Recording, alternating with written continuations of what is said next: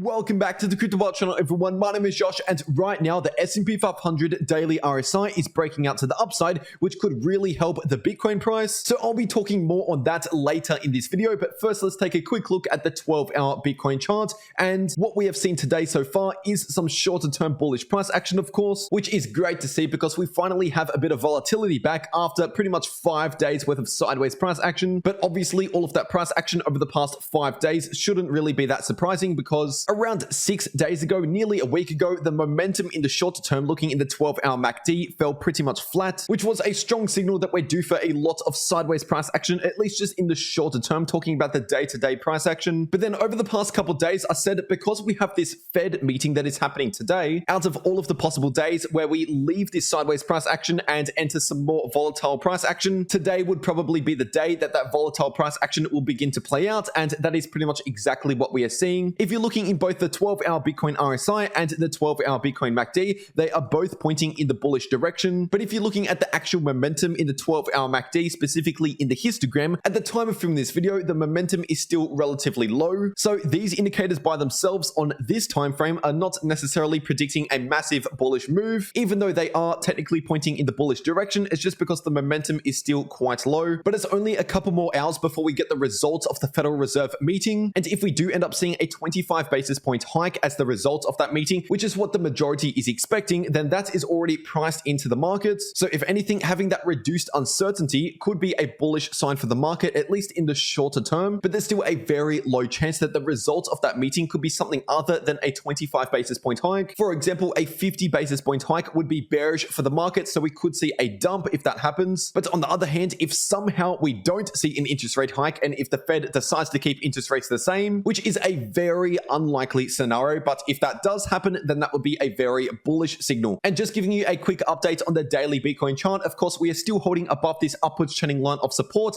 and also both the daily RSI and the daily MACD are still within their symmetrical triangle patterns. So essentially, the Bitcoin price is still yet to determine its next significant trend on the daily time frame. And in case you are new to the channel, the levels to watch out for on this chart are coming in at around 38,000 being the level of support, and the level of resistance is coming in at around 45 to 46,000. And just giving you a quick update on the Bitcoin short positions over on the Bitfinex exchange. This is using the 4-hour time frame, and we've seen these short positions continue to close over the past couple days, which is also adding some bullish pressure to the Bitcoin price, because to close a Bitcoin short position, you essentially have to buy back into Bitcoin, which obviously helps to push up the price of Bitcoin. But if you're looking at the percentage of Bitcoin short positions on the Binance exchange and the Bybit exchange, first of all, if you look at what's been happening over on Binance, ever since the short positions peaked during the beginning of February, the short positions have been on a slow decline relative to long positions on Binance. But over on Bybit, the short positions have remained at these relatively high levels. In fact, right now, we're still very close to record high levels over on Bybit relative to long positions. And if you simply compare these major peaks in the Bitcoin short positions on these two major exchanges compared to other massive peaks in the Bitcoin short positions, believe it or not, but generally speaking, we see the most amount of Bitcoin short positions as the Bitcoin price is bottoming out. You can simply take a look for yourself. This has happened time and time again. Pretty much after any significant drawback in the Bitcoin price, we see a massive inflow of new Bitcoin short positions, but most of these short positions starts piling in as the Bitcoin price is reaching its bottom. And at least at the time of recording this video, the most recent peak in these Bitcoin short positions on these two major exchanges was at the end of January and the beginning of February.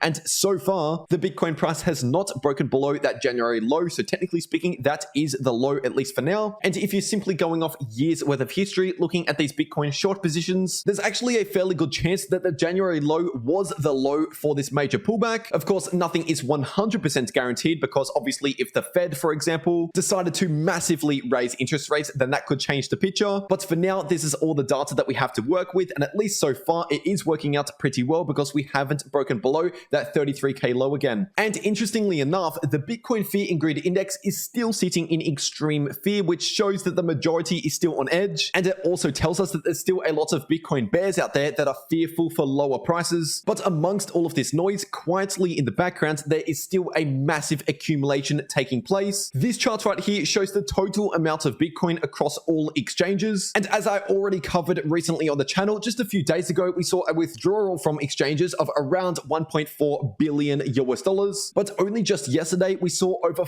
$400 million worth of Bitcoin leave exchanges on top of that other 1.4 billion just a few days ago. So we are literally seeing billions upon billions of dollars worth of Bitcoin flow out of exchanges every couple days or so, which shows a massive Bitcoin accumulation happening right now. And just before we talk about the stock market and the RSI potentially breaking this downtrend, I'll first just quickly remind you that the RSI over in the 3-day Bitcoin chart is still trending to the upside. We just confirmed another higher low, and of course we're still forming higher highs, and we are also seeing a bullish trend form in the 3-day MACD as well. But as I've been mentioning quite a lot recently on the channel, the momentum in that MACD isn't really anything that special, at least as of right now. So ideally I would like to see some more momentum come in here with the form of the histogram increasing. But other than that, technically speaking, these are both bullish signals, even though the momentum isn't that great. And now giving you a quick update on the US stock market today. This right here is the S&P 500 index on the daily time frame. And first of all, in case you were new to this channel, over the past 2 months approximately, the S&P 500 on the daily time frame has been forming a bullish divergence. And while the daily RSI remains above this upward trending line of support, that bullish divergence is still in play. And technically speaking, the S&P 500 index